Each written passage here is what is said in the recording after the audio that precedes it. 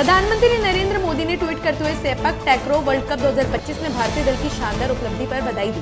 भारत ने कुल 7 मेडल जीते, जिसमें मेंस रेगुलर टीम ने इतिहास रचते हुए पहला गोल्ड मेडल हासिल किया। पीएम मोदी ने इस सफलता को भारत के लिए वैश्विक सेपक टैक्रो मंच पर उज्जवल भविष्य का संकेत बताया। उन्होंने खिलाड़ियों के उत्कृष्ट प्रदर्शन की सराहना भी की।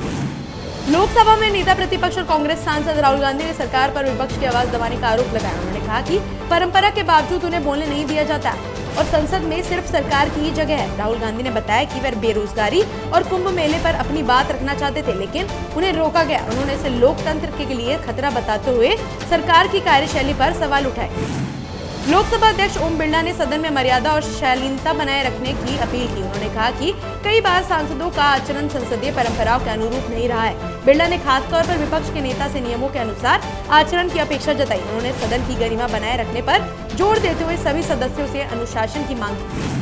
स्वास्थ्य और परिवार कल्याण मंत्री जेपी नड्डा ने विश्व टीबी रोग दिवस 2025 पर टीबी मुक्त भारत अभियान की सराहना की। उन्होंने कहा कि निक्षय शिविरों और 100 दिवसीय अभियान से दूर दराज तक जरूरी सेवाएं पहुंची है। नड्डा ने टेक्नोलॉजी और सामुदायिक भागीदारी को इसकी सफलता का आधार बताया। उन्होंने 2025 तक टीबी उन्मूलन के संकल्प को दोहराया।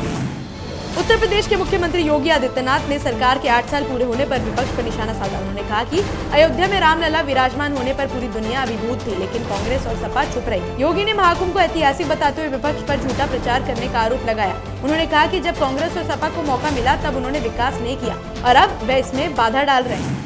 दिल्ली की मुख्यमंत्री रेखा गुप्ता ने हैदरपुर फ्लाईओवर पर आवारा पशुओं के लिए उचित आश्रय की व्यवस्था करने के निर्देश दिए। साथ ही उन्होंने मेट्रो के खंभों और सड़कों से पोस्टर व होर्डिंग हटाने का अभियान तेज कर दिया। उन्होंने कहा कि सरकारी संपत्ति को नुकसान पहुंचाने का अधिकार किसी को नहीं है और दिल्ली की स्वच्छता व सुंदरता बनाए रखना सभी की जिम्मेदारी है।